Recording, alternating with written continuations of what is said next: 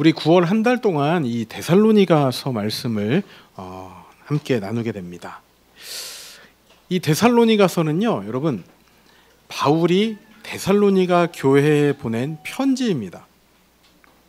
보통 우리가 이 바울의 서신서를 대할 때 이 교리에 대해서 잘 정리된 성경이라고 생각할 때가 많아요. 물론 맞는 이야기입니다. 뭐 칭의라든지 성화라든지 교회로인이라든지 여러 가지 기독교의 핵심의 그 진리가 이 서신서에, 특별히 바울의 서신서에 잘 정리가 되어 있습니다. 자, 그러나 우리가 잊지 말아야 할 것이 무엇인가 하면 서신서는 기본적으로 편지라는 거예요.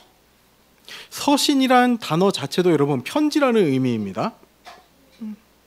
즉 이 서신서는요, 이 데살로니가 전서는요, 논문이 아니에요. 설명서가 아니라는 거예요. 해설서가 아니라는 겁니다. 자, 보세요. 사랑하는 사람에게 편지를 보냈습니다. 내 마음은 호수요 그대 노저오.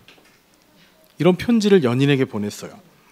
자, 이 편지를 받은 그 연인이 편지의 내용을 보고 이렇게 생각을 합니다. 호수라고? 호수. 자, 그렇다면 호수와 연못의 차이는 뭘까? 어느 정도까지의 크기를 연못이라고 하고 어느 정도까지 크기를 호수라고 할까? 자, 그렇다면 호수의 크기를 이제 마음이라 비유했는데, 그렇다면 마음의 크기가 얼마 정도가 되는 걸까? 왜 바다라고 하지 않고 호수라고 했을까? 이런 생각을 하는 거예요. 그리고 또 이런 생각합니다. 노를 저어오라고? 노를 젓는다는 건 모터가 달리지 않는 그런 배네? 그러면 돛담배일까 뗏목일까? 여러 가지 생각을 하는 거예요.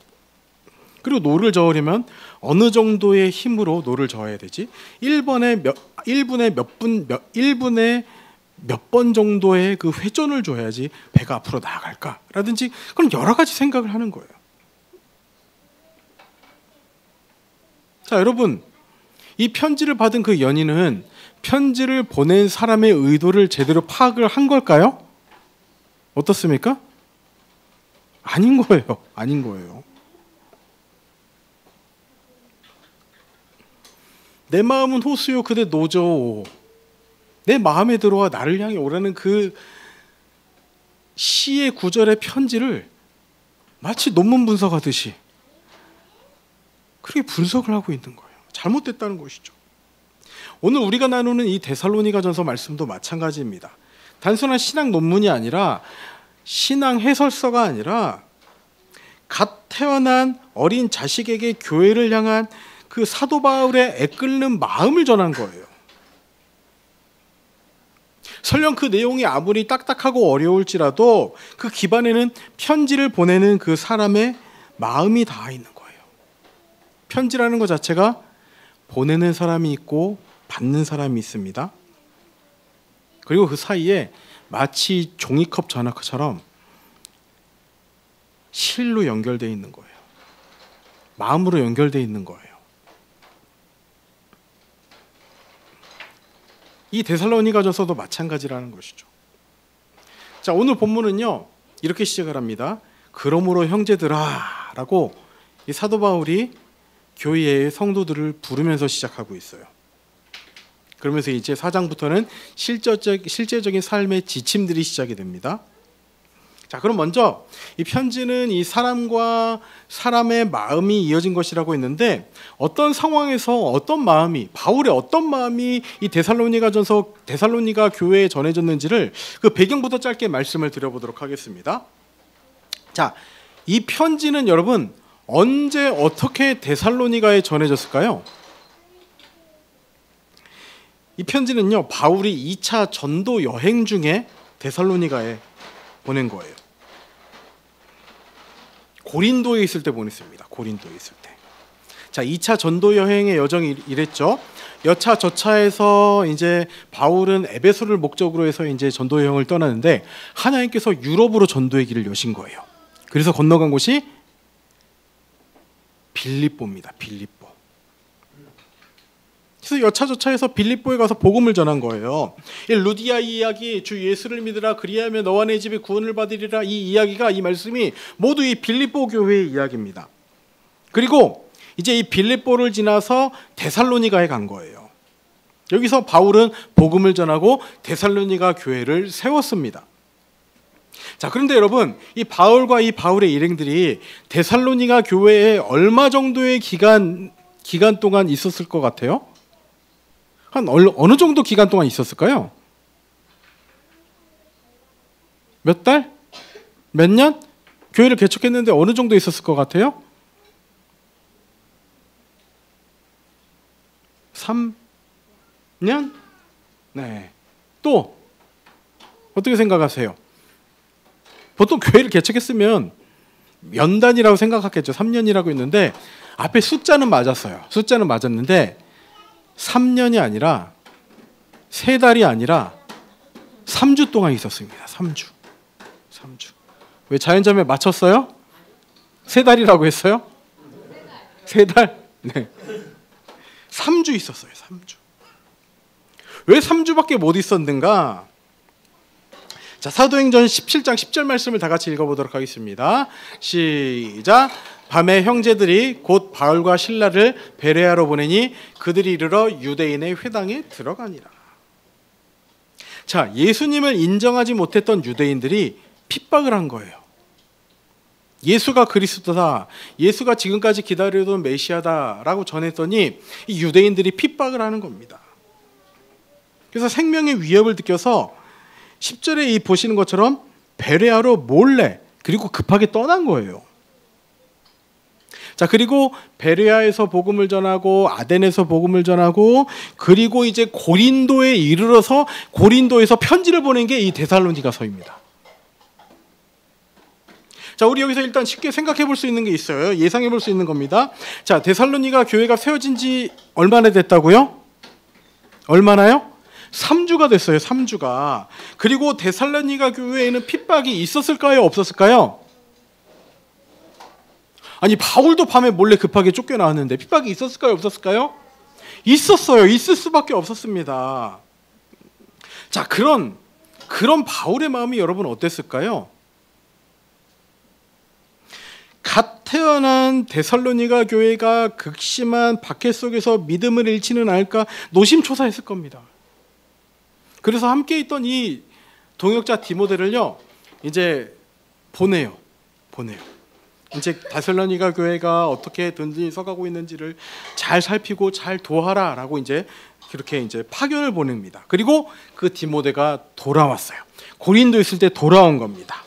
그 따끈따끈한 소식이 데살로니가전서 3장에 기록이 되어 있는데, 자, 6절 7절 다 같이 읽어볼게요. 시작. 지금은 디모데가 너희에게로부터 와서 너희 믿음과 사랑의 기쁜 소식을 우리에게 전하고 또 너희가 항상 우리를 잘 생각하여 우리가 너희를 간절히 보고자 함과 같이 너희도 우리를 간절히 보고자 한다 하니. 7절 시작. 이러므로 형제들아, 우리가 모든 궁핍과 환난 가운데서 너희 믿음으로 말미암아 너희에게 위로를 받았노라. 디모데가 참 감사한 소식을 가지고 왔습니다. 교회가 든든히 서가는 거예요. 핍박이 있음에도 불구하고 무너지지 않고 잘 세워져 가고 있는 거예요. 이 소식은 큰 위로와 기쁨을 얻어서 즉시 감사와 격려 그리고 몇 가지 가르침들을 전하는 게 이 데살로니가 전서라는 거예요. 자, 어떻습니까, 여러분? 이제 이 바울의 마음이 어느 정도 헤아려지십니까? 단순히 어떤 종말에 관한 교리를 설명하고자 했던 논문 설명서가 아니라 태어난 지 얼마 안 된 교회를 향한 그 노심초사하는 마음으로, 정말 간절한 마음과 절박한 마음으로 그런 마음이 전한 편지라는 게 이제 좀 느껴지세요? 이 마음을 헤아리지 않고서는요, 여러분, 데살로니가서를 이해할 수가 없는 거예요. 자, 이 마음을 가지고, 이 마음을 기반으로 해서 우리 오늘 본문을 통해서 이 교회에 어떤 메시지를 주시는지, 또 그것을 통해서 우리에게 주시는 메시지가 무엇인지를 우리 함께 살펴보도록 하겠습니다. 그 가운데 중요한 게 오늘 1절입니다. 1절. 제가 읽을게요. 자, 그러므로 형제들아, 이렇게 앞에 어떤 배경이나 위로나 격려의 메시지를 한 다음에 그러므로 형제들아 라고 오늘 본문이 시작을 하는 거예요. 그 가운데 이제 1절이 이렇게 기록하고 있습니다. 그러므로 형제들아, 우리가 끝으로 주 예수 안에서 너희에게 구하고 권면하노니 너희가 마땅히 어떻게 행하며 하나님을 기쁘시게 할 수 있는지를 우리에게 배웠으니, 자, 배웠으니 곧 너희가 어떻게 하라고요?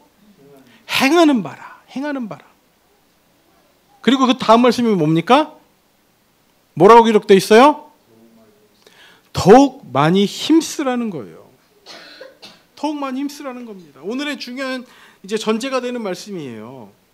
1절 끝부분에 보시는 것처럼 더욱 많이 힘쓰라는 겁니다. 힘쓰라는 거예요. 힘들어 죽겠는데 힘쓰라는 거예요. 여러분, 요즘 뭐 젊은이들 사이에서 그런 말이에요. 힘내라는 말이 위로가 되지 않는 세상이라고 이야기를 해요. 근데 지금 바울은 뭐라고 얘기하고 있는 거예요? 힘내라고 얘기하고 있는 거예요. 힘쓰라고 이야기하고 있는 거예요. 고난도 있고 핍박도 있고 생명의 위협, 삶의 위협, 온갖 위협이 느끼는데 여기서 뭘 더 어떻게 하라는지 힘내라는 겁니다. 힘을 쓰라는 거예요, 여러분. 위로받고 싶은데 이제 좀 삶이 평안해졌으면 좋겠는데 그 평안의 메시지, 위로의 메시지가 아니라 더 힘을 쓰는 것이 필요하다는 것이죠. 아유, 그저 위로만 있으면 좋겠는데, 좀 위로받고 좀 잘 편하게 살았으면 좋겠는데 무엇에 더 힘을 쓰라고 하는지, 왜 더 힘써야 되는지, 더욱 힘쓰라는 메시지를 전하고 있다라는 거예요. 자, 그럼 과연 이 바울은 무엇에 힘을 쓰라고 하는지, 그리고 그렇게 힘을 써서 우리가 얻을 것이 무엇인지를 우리 함께 고민해 보도록 하겠습니다. 자, 뭐에 힘써야 되는가? 첫 번째 읽어보도록 하겠습니다. 시작. 거룩함에 힘쓰라는 거예요. 바울이 가장 먼저 그리고 가장 강력하게 전하는 권면은 거룩함입니다. 거룩함에 힘쓰라는 거예요. 우리 3절 함께 읽어보겠습니다. 3절 시작. 하나님의 뜻은 이것이니 너희의 거룩함이라 곧 음란을 버리고. 자, 하나님의 뜻은 이것이라고 합니다. 거룩함이라는 거예요. 그 가운데 음란을 버리라고 이야기하고 있습니다. 구약부터 계속해서 말씀하시죠. 내가 거룩하니 너희도 거룩하라. 거룩을 향해 나아가라. 우리가 살아야 될 삶의 지침과 방향은 거룩이라고 계속해서 성경에서 끊임없이 우리에게 이야기하고 있는 거예요. 그 가장 중요한 메시지를 전하고 있는데 그 가운데 실제적인 삶의 지침이 뭐라고 기록하고 있습니까? 음란을 버리라는 거예요. 음란을. 거룩함과 관련해서 데살로니가 성도들이 가장 먼저 버려야 할 것은 음란이라고 얘기를 하고 있습니다. 왜 음란을 가장 먼저 이야기했을까요? 저는 이 데살로니가 교회를 생각할 때 이렇게 비유할 수 있을 것 같아요. 이 전쟁통에서 갓 태어난 아기 같은 느낌인 거죠. 막 총알 빗발치고 막 미사일 날라들고 폭탄 터지고 그 가운데 태어난 아기라는 거예요. 언제 죽어도 이상하지 않은 그런 아기와 같은, 자기 힘으로는 자기의 목숨을 지킬 수 없는 듯 보이는 그 아기와도 같은 모습이 지금 데살로니가 교회라는 거예요. 그러면서도 정말 신기하게 신실하게 교회가 서갔습니다. 그리고 거기다가 이 교회의 구성원들이요, 대부분 이방인들이 있어요. 이방인들. 자, 그러다 보니 이 거룩한 삶으로 나아가는 데 있어서 가장 걸림돌이 됐던 게 이 음란의 문제였습니다. 왜요? 이런 거예요. 그게 죄인 줄도 모르고 죄를 짓고 살았을 가능성이 농후하기 때문이에요. 다시요. 죄인지도 모르고 죄를 짓고 살아가는 사람들이 당시에 예수님을 갓 영접한 데살로니가 교회의 성도들이었을 가능성이 크다라는 거예요. 왜 그런가 하니 이 데살로니가는요, 이제 그 상업이 엄청 크게 발달한 항구 도시였어요. 그리고 로마로 가는 중요한 길목이 있었습니다. 항구 도시면서 발달한 도시의 특징이 있죠.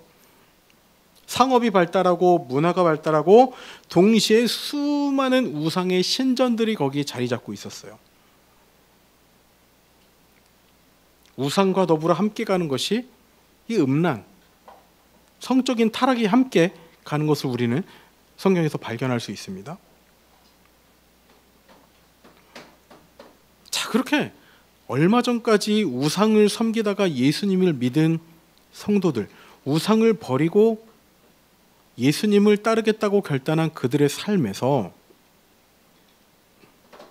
음란은 그냥 생활이었을 수도 있었다는 거예요.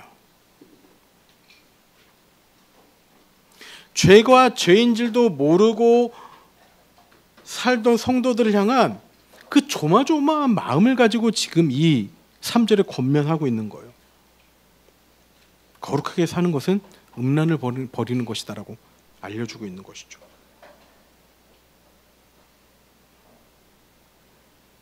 하나님의 뜻은 이것이니 거룩함이라 곧 음란을 버리고 음란을 버리라고 말씀하고 있는 거예요. 강한 권면이죠. 강하게 이야기하는 거예요. 너 그게 죄인 줄 알아야 돼 라고 강력하게 권면하는 게 이 3절 말씀이라는 거예요. 저는 이런 게 아닌가 싶습니다. 이 물에 빠진 아이를 구한 이후에 부모의 심정과도 같은 거죠. 아이를 구하고 나서 이제 그 아이를 향해서 이렇게 이야기합니다. 너 물은 정말 조심해야 돼. 물에 가까이 갈 때는 깊이가 어느 정도 되는지 잘 살펴야 돼. 정말 조심해야 돼 라고 엄하게 단호하게 이야기를 해야 된다는 거죠.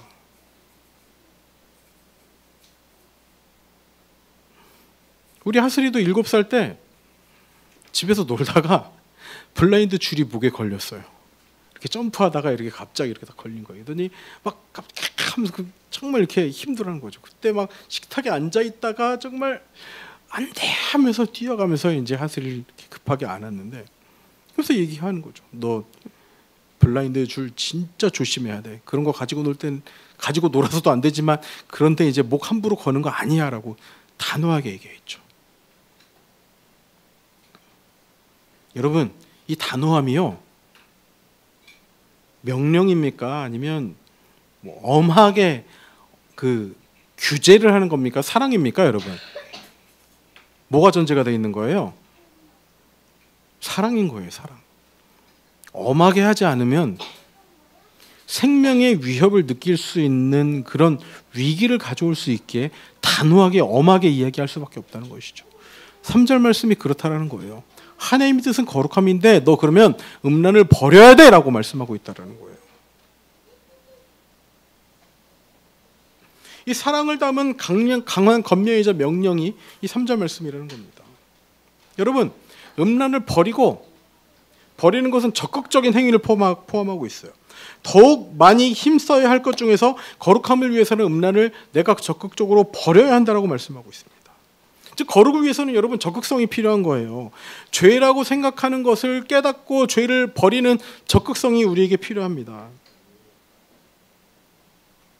여러분, 신앙에요, 제자리라는 것은 없어요. 제자리에 있는 순간 뒤로 퇴보하는 거예요. 왜 그렇습니까? 우리의 삶이요, 이 데살로니가 교회의 상황과 비슷해요. 우리가 여러분 음란을 버리고 싶다고 버려집니까? 그냥 뭐 여기저기 눈만 돌려도 그런 것들을 접할 수 있는 환경이 너무 많아요. 이 정도는 괜찮다, 방송에서도 나오니 이 정도는 괜찮다는 소리에 하나님의 거룩을 따라가는 삶이라는 그 정반대의 가치를 가지고 그거에 대한 완전한 저항이 없으면 나도 모르는 사이에 하다가 물드는 거예요.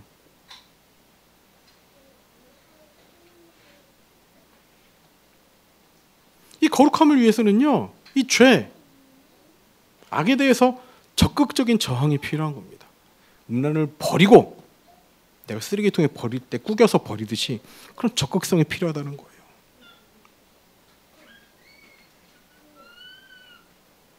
이렇게 죄, 악에 대해서는 적극적인 저항이 필요하고 아울러 마찬가지로 은혜를 향해서도 적극적인 결단이 필요한 거예요. 여러분, 그래서 우리가 기도할 때요, 죄가 죄인지를 아는 것이 우리에게 참 큰 은혜입니다, 여러분. 왜요? 우리가 회개할 제목을 알 수 있기 때문인 거예요. 데살로니가 교회의 성도들이 예수님 믿은 지 얼마 안 되고 나서 이 음란이 죄인 줄도 모르고 살았다면 지금 이 말씀을 통해 깨닫게 되는 거예요. 여러분, 여러분의 삶 가운데 성령의 조명으로 말미암아 죄가 죄인 줄 깨닫게 되는 놀라운 은혜가 있길 바랍니다. 그로 말미암아 죄가 죄라고 깨달아질 때 그 죄에 대한 회개를 통하여 적극적인 결단을 가지고 죄를 버릴 수 있는 여러분들이 되길 소망합니다. 아울러 두 번째로 은혜를 향해서도 적극적인 결단이 필요한 거예요. 거룩함을 위해서 우리가 적극적인 결단이 필요하다는 겁니다. 그래서 여러분, 제가 오늘 여러분들에게 이 바울의 심정으로 여러분들에게 적극적인 제안을 한 가지 제안하려고 합니다. 아유, 목사님 또 뭘 하려고 그렇게 운을 띄우십니까? 라고 얘기할 수 있지만 오늘 말씀에 뭐라고 기록하고 있다고 1절 끝부분에 더욱 힘쓰라는 거예요. 여러분, 더 힘써야 되는 거예요. 자, 여러분, 우리 1월부터 우리 무엇 시작했습니까? 옆에 보이는 현수막처럼 사랑에 머무르기, 기승전 묵상, 어떻게 해서든지 묵상을 하자, 매일 성경을 통해서 매일 우리 큐티를 하자라고 작정을 했는데 그게 잘 되고 계십니까? 어때요, 여러분? 잘 되고 계세요? 안 되죠, 안 되죠. 여러분 삶에 잘 정착이 되셨습니까? 안 되죠, 안 되죠. 그래서 여러분, 오늘 말씀을 토대로 해서 여러분, 제가 한 가지 여러분들에게 제안을 합니다. 저랑 적어도 일주일에 좀 2번씩은 통화를 하셔야 될 것 같아요, 여러분. 자, 전화해서 무엇 하냐? 다른 이야기 안 하고 여러분이 매일 성경 본문 말씀을 읽으시면 돼요. 이해가 되세요? 이해가 되세요? 근황 안 묻고, 기도 제목 안 묻고, 읽고 느낀 점 안 묻고 그냥 여러분이 읽으시는 거예요. 그리고 끊습니다. 몇 분 정도 걸릴까요, 여러분?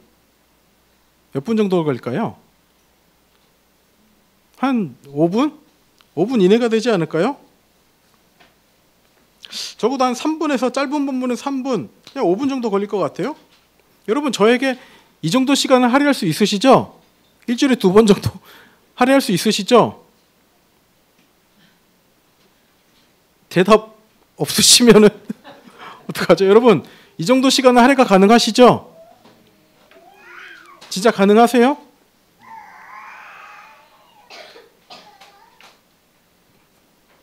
한 번 더 물을게요. 여러분, 저에게 일주일에 2번 전화로 3분에서 5분 정도 여러분 할애는 가능하시죠?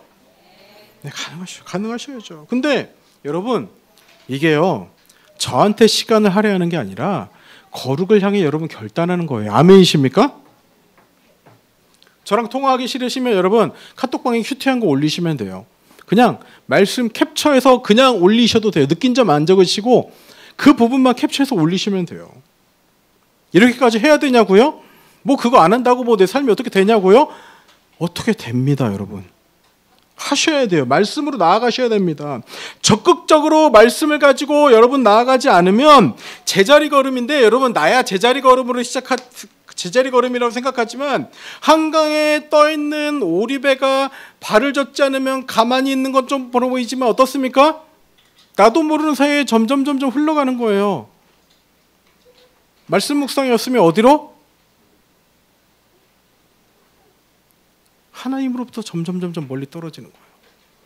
거룩과 점점 멀어지는 삶을 사는 거예요. 죄로도 가까이 나아가는 삶을 살게 된다는 거예요.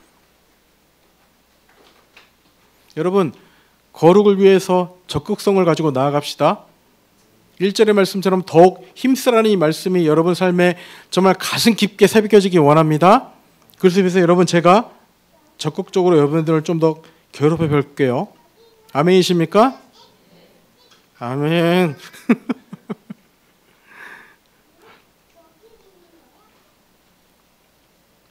힘써야 돼요, 여러분. 거룩에 힘써야 돼요. 죄를 죄로 깨달아야 하고요. 그것을 깨닫기 위해서는 우리가 말씀을 향해 더 적극적으로 나아가야 됩니다. 자, 두 번째. 다 같이 읽어볼게요. 시작. 사랑에 힘쓰라고 말씀하고 있어요. 우리 9절 말씀 함께 읽어보겠습니다. 9절입니다. 9절 시작.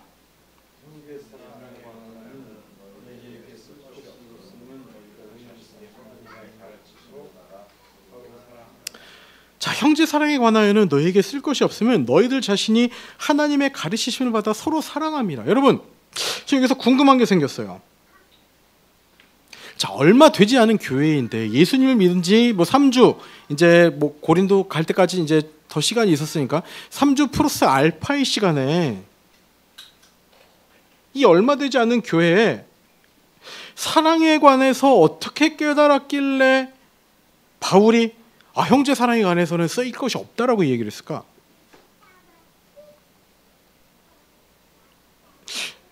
단순히 우리 뭐 성경을 통해서 서로 사랑합시다 이런 이야기를 많이 하지만 과연 이들이 갑자기 얼마 되지 않는 시간에 하나님의 사랑으로 말미암아 변화된 그 원동력이 무엇일지에 대해 좀 궁금증이 생겼어요. 우상 숭배가 만연했던 그 사회 가운데 본인들도 우상을 섬겼을 그 상황 가운데 이제 막 예수를 믿게 된 데살로니가 성도들이 어떻게 그토록 뜨거운 사랑의 공동체를 이뤘는지에 대해 궁금증이 생겼다는 거예요. 자, 보시기 바랍니다. 당시에 신이라는 개념은 철저히 두려움과 거래에 기반을 합니다. 신전이 있고 뭐 우상이 있고 내가 신에게 제물을 바칩니다. 그리고 정성을 보이고 제사를 드리면 신이 그 지극정성에 감동해서 우리에게 무언가 뭐 풍요라든지 건강이라든지 그런 것을 준다라고 생각했던 것이 일반적인 우상 숭배, 그 신의 개념이에요. 그런데 복음의 핵심이 무엇입니까, 여러분? 이들이 깨달은 것이 무엇입니까? 바울에게서 들은 복음의 핵심은 십자가입니다. 십자가. 그 십자가의 핵심은 신이 희생했다는 거예요. 우리가 무엇인가 지극정성으로 바쳐서 얻은 소득이 아니라 하나님께서 우리를 먼저 사랑하셔서 하나님이 희생했다는 거예요. 어떤 희생? 자신의 하나밖에 없는 아들을 희생했다는 것이죠. 무엇인가를 들여서 얻은 성취, 소득이 아니라 우리가 아직 죄인 되었을 때에, 원수 되었을 때에 하나님께 희생하시면서 먼저 우리를 위해 다리를 놔주셨다라는 거예요.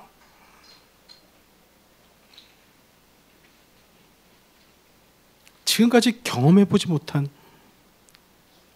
메시지를 들은 거예요. 어떻게 보면 삶의 가치에 충격적인 전환이 이루어진 것이죠.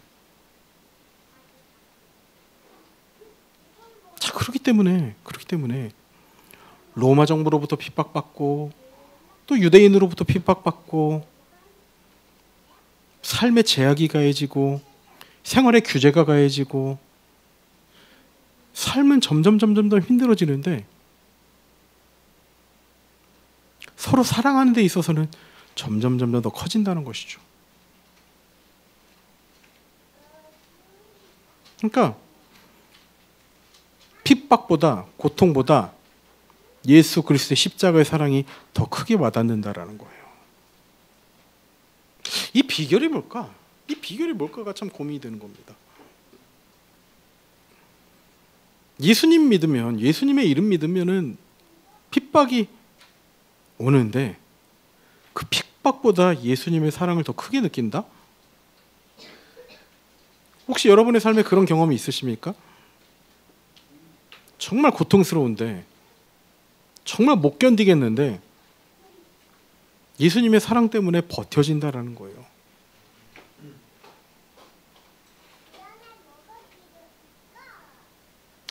어떤 방법이었을까? 무엇 때문에 그렇게 했을까를 제가 고민해 봤을 때 그 대답은 십자가밖에 없는 겁니다. 이런 거예요. 예수님께서 나에게 보여주신 그 사랑이 지금까지의 삶의 가치에 온전한 혁명을 가져온 겁니다. 어떤 혁명이요? 우상에게 잘 보여서 내 배부르게 하고 내가 잘 살면 되는 줄 알았는데 이제 보니까 예수님이 나에게 보여주신 그 사랑을 보니까 위를 보면서 내가 잘 되기를 바라는 게 그게 내 삶의 가치가 아니었다라는 거예요. 자기를 아끼지 아니하시고 우리 모든 사람을 위해 내어주신 그 사랑의 깨달음으로 말미암아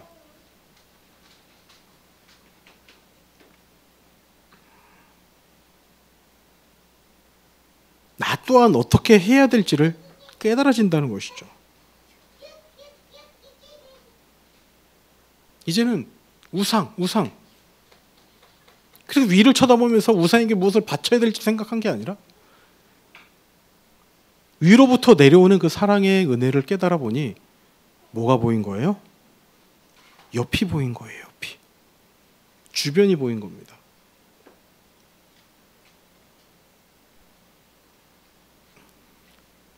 자, 주변을 돌아봤더니 이런 사람들이 있는 거예요. 연약한 지체들이 보이는 것이죠.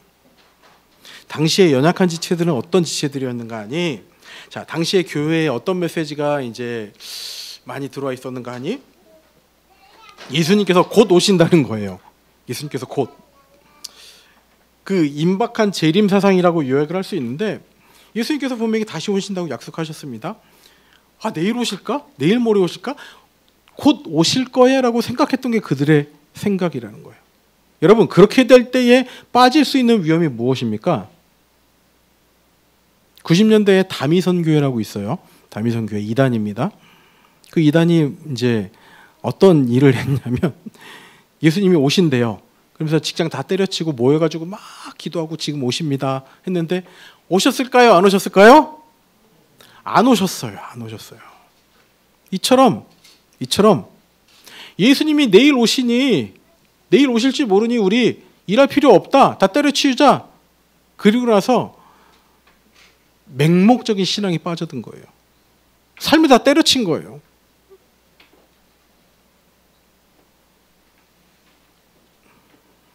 예수 그리스도의 사랑으로 말미암아 주변을 돌아보니까 그렇게 자신의 그 생업까지도 포기해가면서 맹목적인 신앙을 가진 자들이 보였다는 거죠. 그렇게 잘못된 신앙에 빠진 자들을 돕다 보니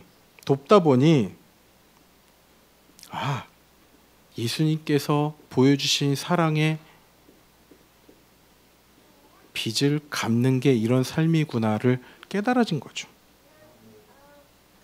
즉 여러분, 사랑은요, 예수님께 사랑받았다 해서 나 혼자 받는 게 아니라 그 사랑의 깨달음을 가지고 관계 속에서 이루어지는 겁니다. 함께 모여 예배하고 서로의 아픔을 나누며 물질적으로나 정신적으로나 서로를 돌보는 데 있다라는 거예요. 그렇게 했더니 교회가 태어난 지 얼마 안 됐는데 형제 사랑에 관해서는 내가 할 말이 없다 정도의 그 사랑의 가치를 지닌 그런 교회가 됐다는 것이죠. 그러니 정말 잔혹하리만큼 힘든 고난과 역경 중에도 이 사랑의 힘, 예수 그리스도로 말미암아 깨달은 사랑의 힘으로 살아낼 수 있었다라는 겁니다. 여러분, 우리에게도 이 예수 그리스도로 말미암아 사랑의 힘에 온전한 깨달음이 느껴지길 소망합니다. 그래서 우리가 무엇 준비하고 있습니까? 우리 빛그림 축제 준비하고 있어요.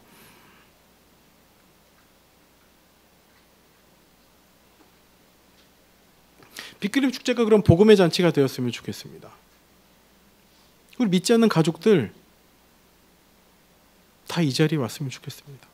치유가 필요한 가족들, 치료가 필요한 가족들 이 자리에 와서 복음으로 말미암아 진정한 깨달음이 있는 시간이 됐으면 좋겠습니다. 회복이 있었으면 좋겠습니다.